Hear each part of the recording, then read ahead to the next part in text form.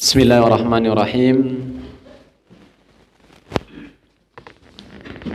Assalamualaikum warahmatullahi wabarakatuh.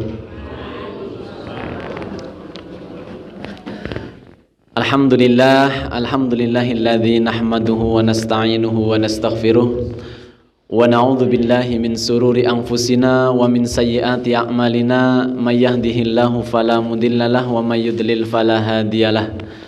Asyhadu an la ilaha illallah wa asyhadu anna Muhammadan abduhu wa rasuluh la nabiyya ba'dah.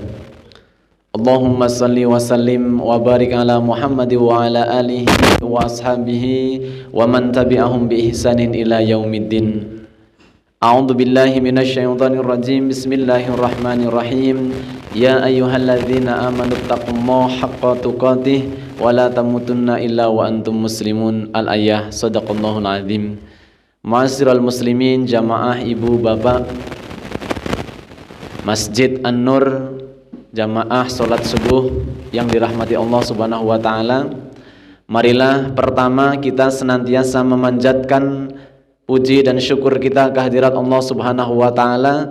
Alhamdulillah kita masih terus diberikan nikmat yang terlalu banyak, yang sampai nikmat itu tidak mampu kita menghitungnya. Sehingga mudah-mudahan dengan nikmat-nikmat yang banyak itu kita bisa terus mensyukurinya, dan dengan kesyukuran itu mudah-mudahan Allah menambah nikmat-nikmatnya kepada kita. Salawat dan salam semoga selalu tercurah limpahkan kepada junjungan kita, teladan kita, beliau baginda Rasulullah Muhammad sallallahu alaihi wasallam, dan juga kepada keluarga, para sahabat, para tabi'in, tabi'ut tabi'in, serta orang-orang solih yang senantiasa mengikuti sunnah-sunnah Nabi. Mudah-mudahan kita sekalipun masih sedikit demi sedikit, selangkah demi selangkah, mudah-mudahan yang kita lakukan menjadi sebab kita disebut dan diakui sebagai umatnya Nabi Muhammad. Karena ketika kita sudah mendapatkan pengakuan dari Rasul kita, maka itu satu optimisme dalam diri kita akan diberikan keselamatan kelak di yaumul akhir. Bapak Ibu jamaah rahimakumullah, kita alhamdulillah sudah masuk ke tanggal yang ke-19. Kita memasuki beberapa akhir dari episode bulan Ramadan tahun ini. Mudah-mudahan kita tetap bersemangat, tetap beristiqomah, di mana budaya dan juga godaan menjelang akhir Ramadan ini akan terus menyerang kita. Mudah-mudahan tidak menggoyahkan semangat kita dalam menggapai pahala di bulan Ramadan.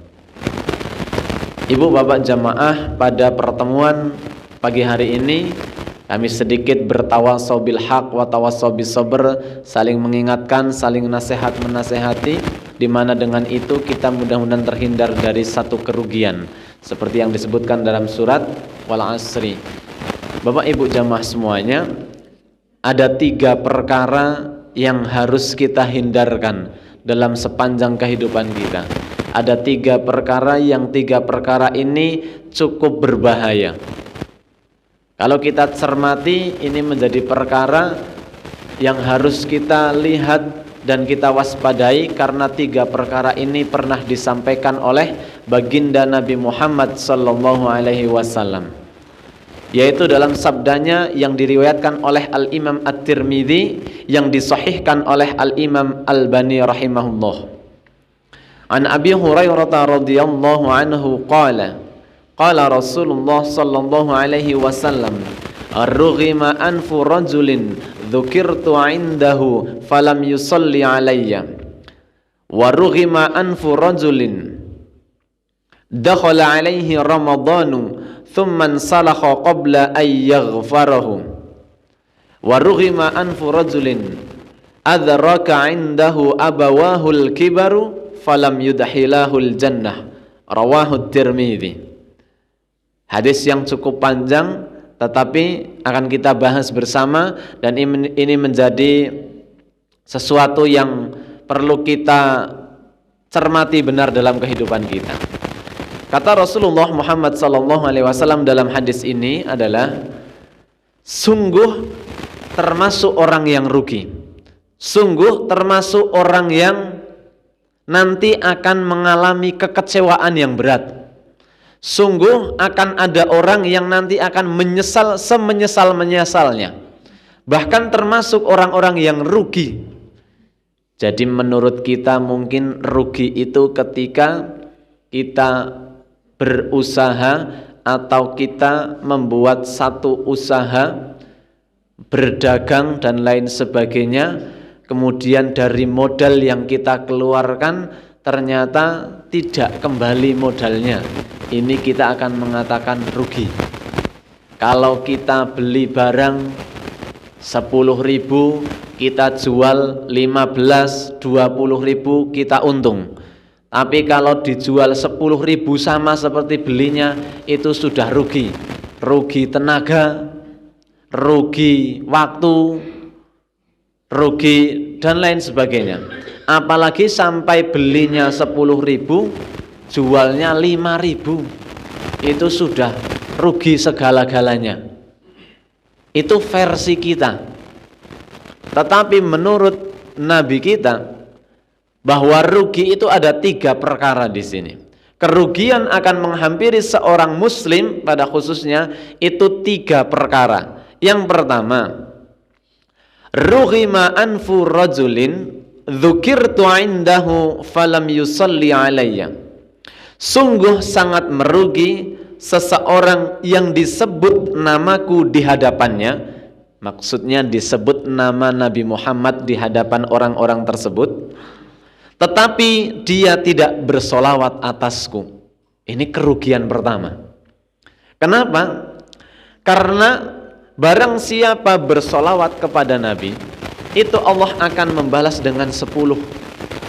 Dan ternyata bukan hanya kita yang dianjurkan, tidak hanya manusia yang bersolawat kepada Nabi, bahkan Allah dan para malaikat itu senantiasa bersolawat kepada Nabi. Saking ini menjadi perkara yang berat, perkara yang harus kita perhatikan.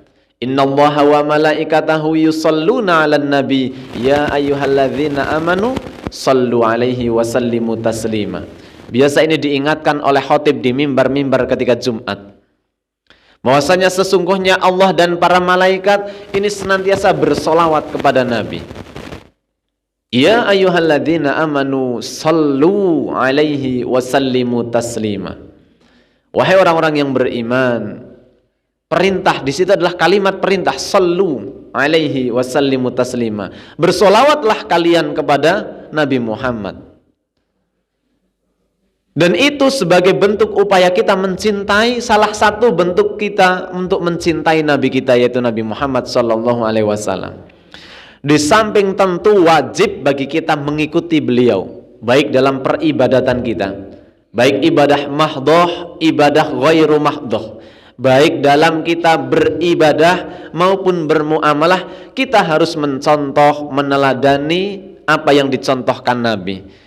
Di samping itu kita harus senantiasa bersolawat kepada beliau. Lebih-lebih ketika didengar oleh kita, diucapkan di hadapan kita nama Nabi Muhammad SAW, maka kita wajib menyambung atau membalasnya dengan bersolawat, sehingga kita terhindar dari kerugian. Tapi kalau disebutkan nama dan kita diam saja, ini kita tergolong orang yang rugi. Jangan sampai kita nanti diabaikan oleh Rasulullah Muhammad SAW kelak di yaumul akhir.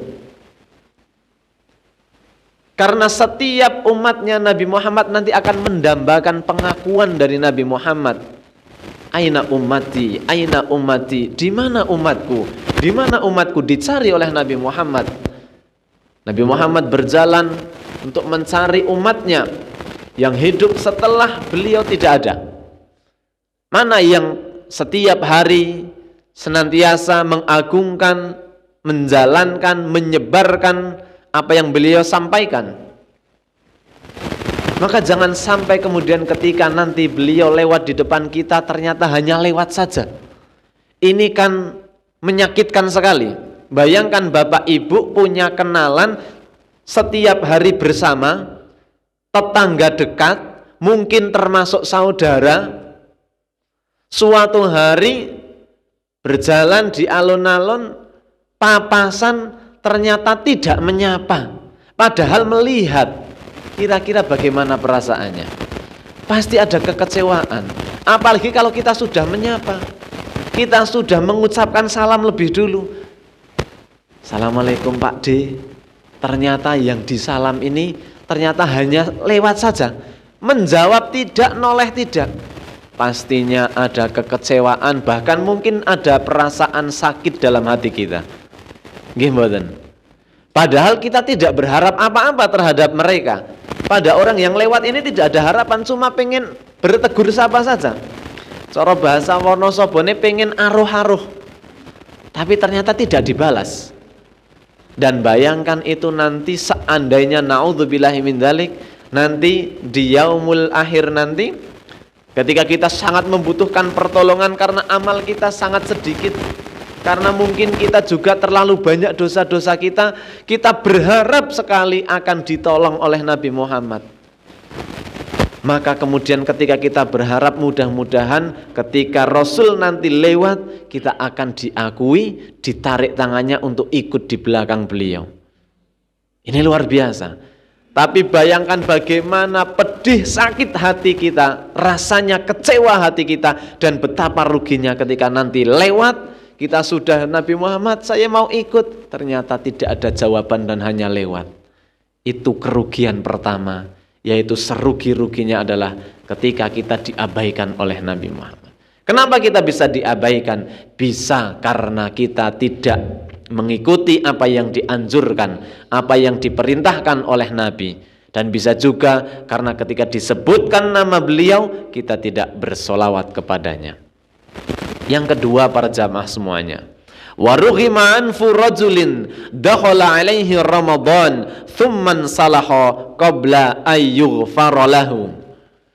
Kerugian yang kedua adalah ketika ada orang, sekelompok orang yang diberi kesempatan masuk di bulan Ramadan, dia diberi usia sampai bulan Ramadan, dia diberikan kesehatan bisa melaksanakan ibadah siam, tetapi kemudian berlalu hari demi hari, berlalu pekan demi pekan, tidak terasa akhir Ramadan, dan akhirnya Ramadan meninggalkan dia, dan pada waktu Ramadan telah habis, dosa-dosanya belum diampuni. Itulah kerugian yang kedua, serugi-ruginya manusia. Karena Allah sudah membuka lebar-lebar pintu ampunan, terutama di bulan Ramadan. Sejak tanggal yang pertama sampai yang terakhir, Allah selalu membuka pintu ampunan, menunggu setiap hambanya mana yang akan datang menghadapku untuk meminta ampunan. Siapa yang akan datang kepadaku, kata Allah, dengan menyadari betapa besar dan banyak dosanya, sehingga dia akan bersimpuh memohon kepadaku, ditunggu oleh Allah. Hari ini masuk tanggal 19, sudahkah kita menghadap untuk meminta ampunan kepada Allah? Dalam sujud kita, apakah sudah kita memohon ampunan kepada Allah? Karena kita sadar bahwa masa lalu kita, hari kemarin, minggu, bulan, tahun kemarin, betapa banyak ingkaran-ingkaran yang kita lakukan, ketidaktaatan kita kepada Allah. Kadang kita mengabaikan perintah Allah, kadang kita lupa berzikir kepada Allah. Maka kalau kita menyadari itu, seharusnya hari ini, bulan ini tidak kita sia-siakan. Ketika kita melihat di alun-alun Wonosobo ada sedikit atau banyak keramaian, pedagang yang cerdik tidak akan menyia-nyiakan kesempatan. Begitu ada keramaian, harus dimanfaatkan. Kenapa dimanfaatkan? Karena ada potensi keuntungan di situ. Apalagi ketika ada event, umpamanya jalan santai, warga Wonosobo, di situ disediakan hadiah, banyak sekali door prize-nya, Bahkan mungkin disediakan hadiah-hadiah utama, door prize utama. Pasti di antara kita akan berbondong datang ke situ. Untuk apa? Karena ada keuntungan yang bisa kita ambil. Bayangkan seandainya di antara door prize itu yang disponsori oleh salah satu perusahaan mengatakan door prize adalah manakala siapa yang dapat door prize ini, berapapun dia punya hutang piutang akan dilunasi. Siapa yang tidak berupaya untuk ikut jalan santai pasti berupaya. Sekalipun nanti ketika diundi sudah mulai gerimis, dia tetap menunggu. Payungnya digarke, asal yang penting nomor saya disebut. Karena tahu betapa besar hadiah yang ditawarkan. Begitu disebutkan sampai terakhir disebutkan kartu kita tidak disebut. Selama kita menunggu sampai nanti selesai, pasti kita akan menyesal. Waduh, wis saya le ngenteni, wis lega ke wektune ora dodolan ora niki mboten entuk napa-napa. Rugi napa mboten? Pasti rugi. Kenapa? Karena berangkat dari harapan yang besar. Demikian kita dalam kehidupan ini, kita berharap nanti ketika datang ajal menjemput kita, kita akan berharap bahwa kita diampuni dosa-dosanya. Karena setiap nanti ada jenazah, siapapun nama yang menjadi jenazah pasti dimandikan dulu. Setelah dimandikan, dikafani, setelah itu akan disolati. Sebelum disolati dan sebelum diberangkatkan ke tempat peristirahatan terakhir, pasti sang jenazah akan disucikan lahir dan batin. Disebutkan entah itu ahli keluarga atau ulama yang memimpin akan mengatakan, wahai saudara sekalian, wahai para keluarga sohibul musibah, tetangga handai tolan, sanak saudara, teman karib kerabat, siapa yang pernah hidup bersama beliau yang sekarang sudah menjadi jenazah, siapa di antara panjenengan yang punya kesalahan dan juga beliau punya kesalahan, mohon diikhlaskan karena ini menjadi yang terakhir kalinya. Besar harapan panjenengan semuanya bisa mengampuni, memaafkan setiap kesalahan, baik yang disengaja maupun disengaja. Bukankah seperti itu terus? Itu menandakan dan mengingatkan kepada kita butuh penghapusan dosa. Betapa bahagianya manusia nanti ketika menghadap dia dalam kondisi fitrah, dalam kondisi fitri, suci. Baik dosa kepada Allah diampuni, dosa kepada manusia semua sudah mengikhlaskan. Maka ketika yang lain menangisi kepergian jenazah, sang jenazah pada hakikatnya tersenyum lebar. Kenapa? Dia sadar bahwa dosanya di hadapan Allah sudah diampuni, dan saudara, keluarga, tetangga, teman semua mengikhlaskan. Maka sang jenazah ruhnya tersenyum. Kenapa? Dosanya sudah diampuni. Ramadan kesempatan bagi kita, bagi yang sadar kita punya dosa, jangan sia-siakan. Beristighfarlah terus kita kepada Allah. Minta ampunan kita kepada Allah. Sudahkah kita terus beristighfar setiap hari kita? Berapa kali kita beristighfar dalam satu hari? Padahal Rasul memerintahkan kepada kita minimal 70 kali. Di hadis yang lain mengatakan tidak kurang 100 kali Rasulullah beristighfar.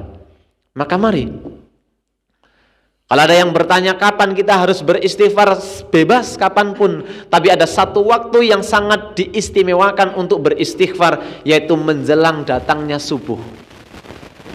Waktu-waktu menunggu datangnya subuh itu kita dianjurkan karena ada perintahnya, yaitu wahum bil asharina yastaghfirun as-sabirina was-sadiqina wal qanitina wal munfikina wal mustaghfirina bil ashar. Mereka yang senantiasa beristighfar, meminta ampunan di waktu sahar, yaitu di waktu-waktu menjelang subuh. Hum yastaghfirun, mereka meminta ampunan, dan disitulah Allah akan menunggu. Dan ingat bahwa Allah akan mengampuni semua dosa kecuali kesyirikan. Maka selama kita tidak melakukan satu kesyirikan atau mempersekutukan Allah, seberapa besar masa lalu kita, kelamnya hidup kita kemarin, meninggalkan perintah Allah, melakukan kemaksiatan demi kemaksiatan, maka sekalipun kita datang dengan sebesar apapun dosa, maka ampunan Allah lebih besar. Maka hari ini, Ramadan ini, mudah-mudahan Allah akan mengampuni setiap dosa-dosa kita. Jangan sampai berlalu Ramadan kita cukup biasa-biasa saja, menganggap dan bahkan kita bangga, gembira ketika Ramadan selesai, tapi bukan gembira karena meraih kemenangan, tapi gembiranya karena gembira tidak berpuasa lagi. Ini naudzubillahi min dzalik. Itu kerugian yang kedua, yaitu datang Ramadan, berlalu bulan Ramadan tapi tidak diampuni dosanya. Dan yang ketiga, terakhir, wa rughima anfu rajulin adraka indahu abawahul kibara falam yudhilahul jannah. Sungguh sangat rugi seorang yang mendapati di sisinya ada orang tua yang tinggal bersamanya, dan kedua orang tua atau salah satu di antaranya sudah beranjak tua, sudah sepuh, tapi tidak menjadikannya masuk ke dalam surga. Itu rugi sekali. Artinya kalau kita hidup, kita masih menjumpai orang tua kita, maka jadikan orang tua yang sudah berusia lanjut ini menjadi sebab dimasukkannya kita ke dalam surga. Maksudnya apa? Ada ladang yang Allah buka untuk kita berbakti kepada kedua atau salah satu di antara mereka. Karena ketika kita berbakti di masa tuanya orang tua, itu adalah pintu surga yang sangat lebar. Di dalam Quran surat Luqman, wa wassaynal insanu, dan hendaklah kita berbuat baik kepada kedua orang tuanya. Hamalathu wahnan ala wahnin, di mana kedua orang tuanya, ibunya ini dalam keadaan yang letih, ini 2 tahun paling tidak mengasuh di awal ketika kita masih bayi, membesarkan dan lain sebagainya. Belum lagi ketika kita menyadari bahwa Allah akan ridho manakala orang tua ridho dengan kita. Ridallahu fi ridal walidain. Berapa banyak di antara orang-orang hari ini yang abai terhadap taat dan patuhnya terhadap orang tua, terutama ketika orang tua sudah masuk usia yang sepuh. Karena merugi ketika orang tua meninggal, artinya ada pintu surga dunia yang tertutup. Maka seharusnya ketika ada orang tua masih kita dapati hidup, harus kita jadikan ladang ibadah, berbakti untuk menjadikan kita sebab dimasukkannya ke dalam surganya Allah.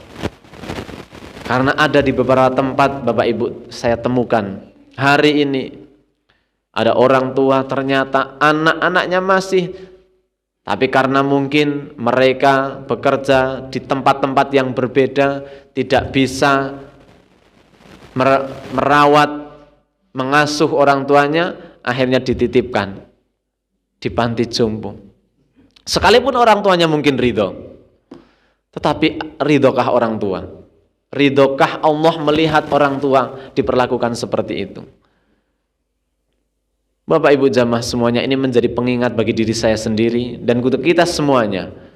Dan bagaimana ketika orang tua kita sudah meninggal dunia, sudah tidak ada lagi kesempatan untuk berbakti kepada kedua orang tua kita, maka langkah yang terbaik adalah kita menjadi pribadi yang solih dan solihah. Kita menjadi pribadi yang mengamalkan setiap nasihat yang pernah disampaikan bapak dan ibu kita. Kalau dulu orang tua kita bernasihat, nak sholatlah kamu di masjid, nak ngaji, nak belajar agama, amalkan kebaikan, infak, sedekah, kita ingat-ingat, dan mereka sekarang sudah meninggal, lakukan, dan mudah-mudahan menjadi sebab pahala itu ngalir kepada mereka berdua.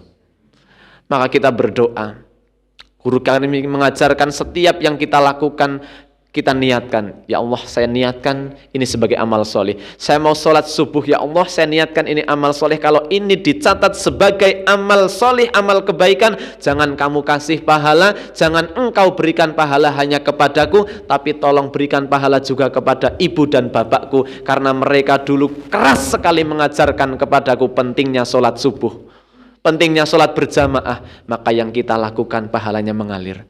Kalau kita mau infak, kita mau sedekah, Allah berikan kelancaran rizki. Sebelum kita infak dan sedekah, niatkan, ya Allah saya mau infak sedekah ya Allah, tapi di antara infak dan sedekah saya ingat nasihat kedua orang tua saya. Nak, kalau kamu punya uang, kalau kamu punya harta, ambil sebagian berikan, maka ya Rob berikan pula pahala kepada mereka. Maka setiap amalan yang kita lakukan itu menjadi pahala mengalir, sekalipun orang tua kita 10 tahun yang lalu sudah meninggal. Kita tidak perlu khawatir lagi bagaimana harus kita berbakti. Mungkin sekarang menyesal, tapi penyesalan tidak ada arti tanpa bukti yang nyata. Maka mari setiap amal solih, setiap infak sedekah, setiap kita berbuat baik kepada siapapun, ingat-ingat orang tua kita. Kita mau jalin silaturahim karena yang mau kita jalin ini orang yang mungkin menjengkelkan. Mungkin mereka adalah keluarga dari orang tua kita. Bismillah, mumpung ini hari raya, saya mau sambung, masalah diterima tidak, saya mau sambung. Mudah-mudahan dengan saya menyambung, saya masuk rumahnya, saya jabat tangannya, mudah-mudahan orang tua saya ikut mendapatkan pahala.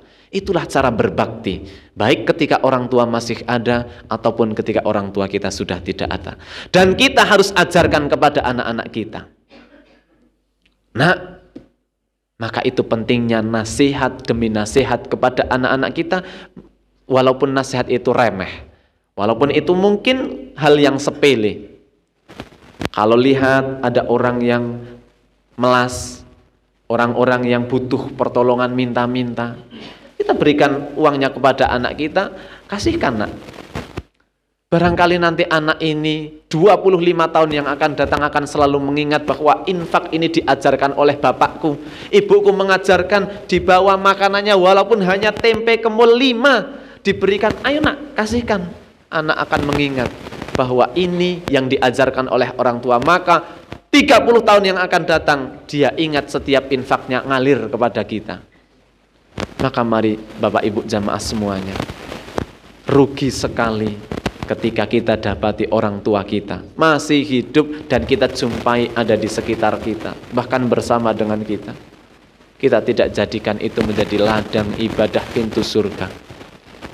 Apapun sekalipun menjengkelkannya orang tua, dan pasti orang tua akan terasa menjengkelkan karena akan banyak cerewetnya dan lain sebagainya. Mungkin kita aduh ya Allah dan lain sebagainya, tapi ingat bahwa itu adalah kesempatan kita untuk mendapatkan pahala di sisi Allah, kesempatan kita untuk memasukkan kita ke surganya Allah. Kalau ada yang sakit dan lain sebagainya, maka tidak perlu kita berpikir repot, tidak perlu berpikir saya nggak sempat, tidak perlu berpikir jijik dan lain sebagainya, tapi yang di pikiran kita ini adalah pintu surga. Semakin kita sering memegang, semakin kita sering ngopeni, maka pintu akan perlahan-lahan membuka lebar-lebar surga sehingga kita bisa masuk dengan mudah.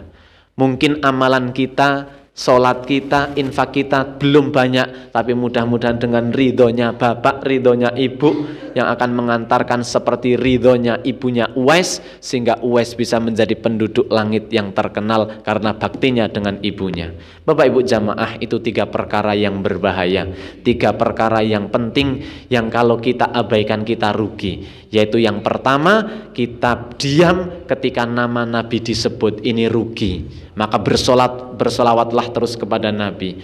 Jangan sampai berhari lewat kecuali kita terus bersolawat kepada beliau. Dan yang kedua, jangan sampai Ramadan nanti habis sedangkan kita belum diampuni. Maka tinggal beberapa hari, manfaatkan untuk beristighfar, meminta ampun, bertaubat kepada Allah Subhanahu wa taala, dan kita berbakti kepada orang tua. Jangan sampai ini menjadi sesuatu yang sia-sia.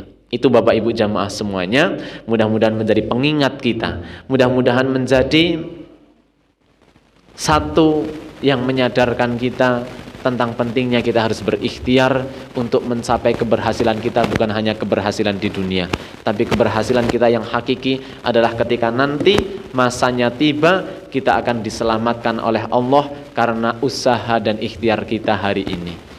Bapak Ibu jamaah semuanya, mudah-mudahan Allah meridhai setiap langkah kita, mudah-mudahan Allah selalu memudahkan setiap niat dan ibadah kita, mudah-mudahan Allah selalu berikan kebaikan, kesehatan, kemudahan bagi orang tua kita yang masih hidup, mudah-mudahan di masa tuanya senantiasa diberikan mudah dalam ibadah, sampai nanti akhir hayatnya mudah-mudahan orang tua kita dalam keadaan husnul khotimah. Seandainya ada di antara orang tua kita yang sudah meninggal, mudah-mudahan setiap amal kebaikan kita itu juga menjadi amal kebaikan orang tua kita. Mudah-mudahan setiap sholat, zakat, infak, kebaikan apapun bentuknya yang kita lakukan, niatkan dan mudah-mudahan menjadi pahala yang sama untuk orang tua kita, sehingga kedua orang tua kita yang sudah ada di alam barzah mendapatkan pahala yang sama dan mereka mendapatkan ketenangan dan kenyamanan dari Allah Subhanahu wa taala. Nasrun minallah wa fathun qarib. Banyak kesalahan dan tutur kata yang kurang berkenan mohon dimaafkan dan diikhlaskan. Billahi taufik wal hidayah. Dan mari kita akhiri dengan bersama membaca doa kifaratul majlis. Bismillahirrahmanirrahim. Subhanakallahumma wa bihamdika asyhadu an la ilaha illa anta astaghfiruka wa atubu ilaik. Alhamdulillahirabbil alamin. Assalamualaikum warahmatullahi wabarakatuh.